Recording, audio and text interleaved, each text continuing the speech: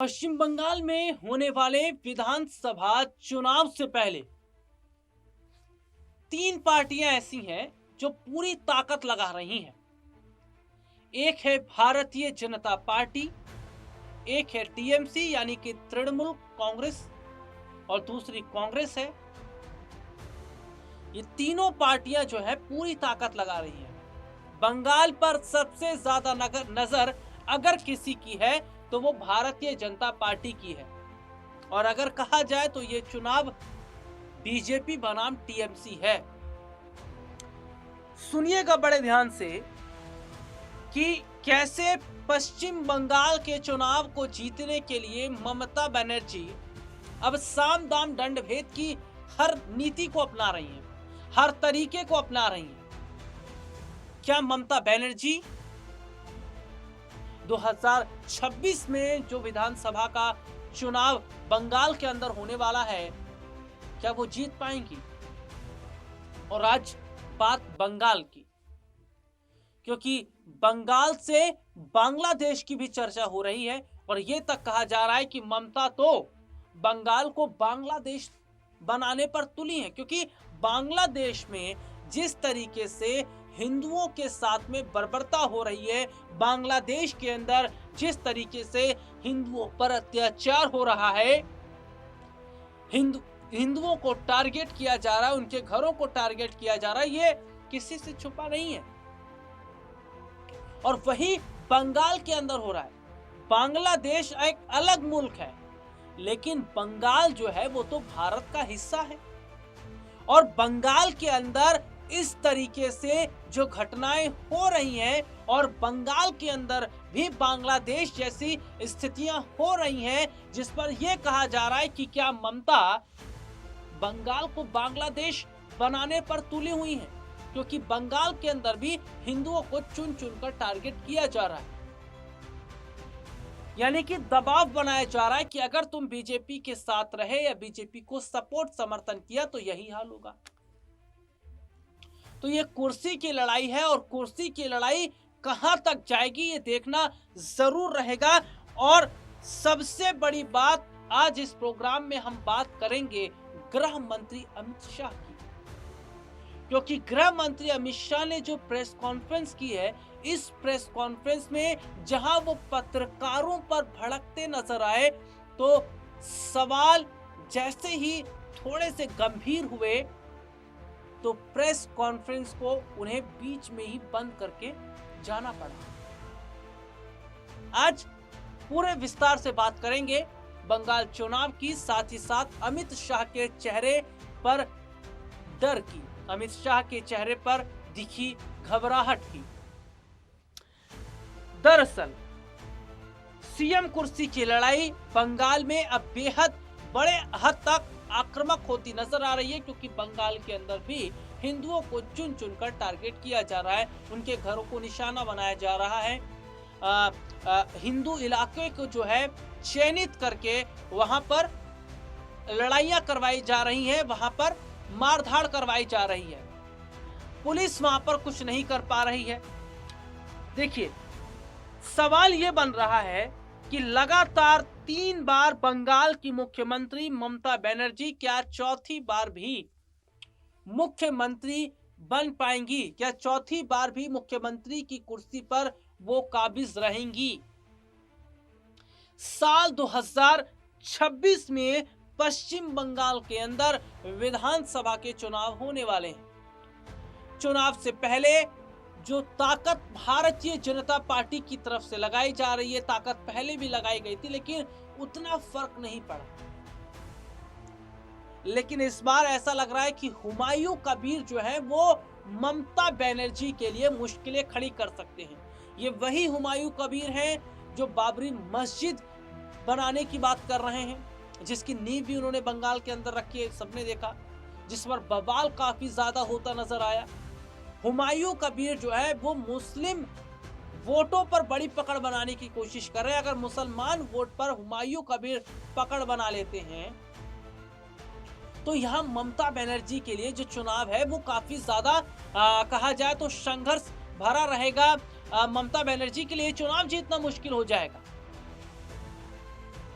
लेकिन यहां पर अगर मैं बात करूं गृह मंत्री अमित शाह की, तो बंगाल की हालत पर अमित शाह का बड़ा बयान सामने आया। तो पहले तो ये सुनिए कि बंगाल को लेकर क्या कह रहे हैं अमित शाह। रिपोर्ट आपकी। 14 के बाद आप जब पार्टी और एडमिनिस्ट्रेशन में बहुत सारे संस्कार लाए, 75 साल के बाद कोई भी लीडर या फिर मंत्री हो उसको मार्गदर्शक के भूमिका में जाना पड़ता है। तो आपको क्या लगता है अभी हाईएस्ट लेवल पे जो भी है पार्टी या फिर एडमिनिस्ट्रेशन में, वो 75 साल हो गया, उसको अपने आप वानप्रस्थ में जाना चाहिए? चलिए मैं बुलाकर आपको बताऊंगा। तुम बंगाल की चिंता करो भैया, मेरी पार्टी की क्यों चिंता कर रहे? मैंने 7 पत्र लिखे ममता बनर्जी को। ये 6 साल के अंदर 3 बार गृह सचिव यहां आकर मीटिंग कर गए चीफ सेक्रेटरी से। मैं पूछना चाहता हूं तृणमूल कांग्रेस की सरकार को, जमीन देने में क्या डर है? कि आपकी कोई रिस्पॉन्सिबिलिटी नहीं है या आप घुसपैठ होने देना चाहते हो?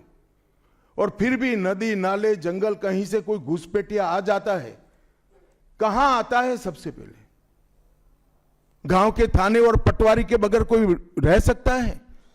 इसके डॉक्यूमेंट कौन बना रहा है? बंगाल सरकार बना रही है। देश भर से जो घुसपैठिए पकड़े जा रहे हैं, इनके पास से बंगाल के डॉक्यूमेंट, फर्जी डॉक्यूमेंट पकड़े जाते हैं। उन्होंने घुसपैठियों को अपनी वोट बैंक मजबूत करने के लिए राज्य सरकार की नीति के रूप में स्वीकार कर लिया है। इसलिए मैं कहता हूं कि तृणमूल कांग्रेस घुसपैठ नहीं रोक सकती। बंगाल की डेमोग्राफी खतरनाक तरीके से बदल रही है और आने वाला समय बहुत चिंताजनक। दोनों की राजनीति कौन कर रहा है? एक तृणमूल से निकले हुए एमएलए कर रहे हैं और एक तृणमूल कांग्रेस कर रही है। तो सवाल का एड्रेस गलत है, सवाल तो सही है। निर्माण से बंगाल और भारत में शांति का माहौल बिगड़ सकता है? देखिए, चुनाव के वक्त ये सब करने की परंपरा कितनी उचित है वो बंगाल की जनता को तय करना पड़ेगा। मगर मुद्दा यहां तक सीमित नहीं हुआ है। युवाओं की रोजगारी का है, महिलाओं की सुरक्षा का है, घुसपैठ का मुद्दा है, भ्रष्टाचार का मुद्दा है, इंडस्ट्रीज के पलायन का मुद्दा है, गिरते जा रहे इंफ्रास्ट्रक्चर के स्तर का मुद्दा है। ढेर सारे मुद्दे हुए, कहीं से बच नहीं सकते। ये रिपोर्ट आपने देखी जिसमें विस्तार से हमने अपने दर्शकों को दिखाया। अब एक और रिपोर्ट हम अपने दर्शकों को दिखाएंगे जिसमें अमित शाह जो है वो मीडिया कर्मी पर भड़क जाते हैं। वो क्या कहते हैं कि भैया मेरी पार्टी पर छोड़िए ना, कहां आप हमारी पार्टी पर बात कर रहे हैं? बात करिए बंगाल पर क्या चल रहा है पार्टी के अंदर, नहीं हम इसको मैनेज करेंगे। तो ये देखा गया कि जब उनसे सवाल पूछा गया कि पार्टी की स्थिति ऐसी है या तमाम मुद्दों को लेकर, तो अमित शाह के चेहरे पर एक घबराहट दिखाई देती नजर आई। ये रिपोर्ट बहुत ध्यान से देखिए जरा। मोदी जी अभी थोड़े दिन पहले सभा करने के लिए आने के लिए निकले थे, जा नहीं पाए। अब ममता बनर्जी कह रही कि हम उनके साथ हैं। अगर उनको ये भ्रांति फैलानी है तो फैलाएं। भारतीय जनता पार्टी का कोई नेता घुसपैठियों को आश्रय देने वाले के साथ नहीं रह सकता। ये भारतीय जनता पार्टी का सिद्धांत है और हम सब भारतीय जनता पार्टी के कार्यकर्ता से लेके मोदी जी तक कटिबद्ध है कि मूल समेत तृणमूल कांग्रेस की सरकार को हम उखाड़ कर फेंक। ममता जी के पास से और कोई अपेक्षा रख नहीं सकते। उनके खिलाफ जजमेंट आएगा तो जुडिशरी बीजेपी की है, इलेक्शन कमीशन घुसपैठिया हटाएगा, एसआईआर लाएगा तो इलेक्शन कमीशन बीजेपी का है। वो हारने के बाद शायद ऐसा कही कि मेरे कार्यकर्ता ही बीजेपी में चले। ये रिपोर्ट आपने देखी जिसमें विस्तार से हमने अपने दर्शकों को दिखाया।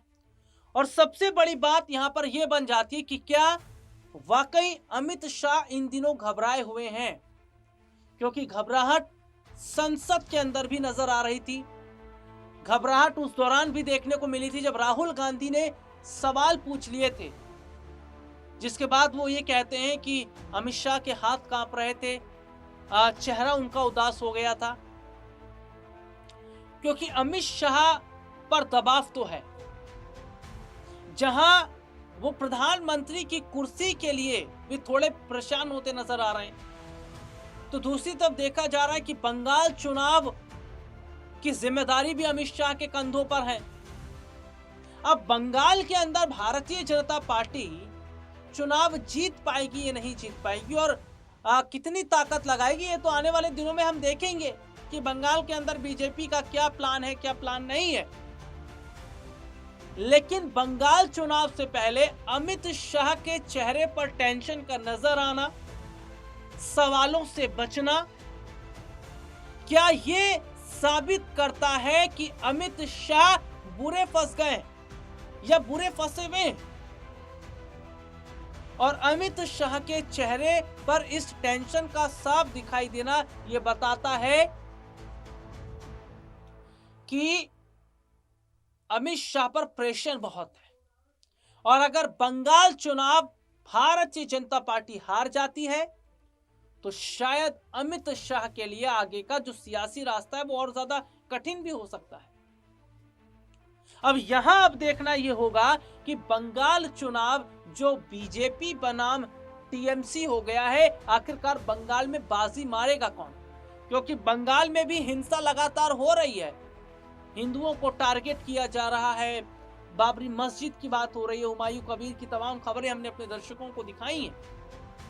मुसलमानों को लुभाने की कोशिश, मुसलमानों को आकर्षित करने की कोशिश, तो दूसरी तरफ हिंदू संगठन भी उतर आया है जो कि हिंदुओं को जागृत कर रहा है। यानी कि ये लड़ाई अब धर्म की बन गई है। मुद्दे तो छोड़िए साहब, मुद्दों की बात करता कौन है? न रोटी की बात हो रही, न रोजगार की बात, न शिक्षा की बात, न व्यापार की बात हो रही है धर्म की। हमें धर्म बचाना, तो धर्म की लड़ाई लड़ी जा रही है बंगाल चुनाव से पहले। अब धर्म की इस लड़ाई में कौन जीतेगा ये भी देखना बड़ा दिलचस्प रहेगा। फिलहाल आज के इस प्रोग्राम में इतना ही, फिर आपसे दोबारा मुलाकात होगी। तब तक के लिए इजाजत दीजिए।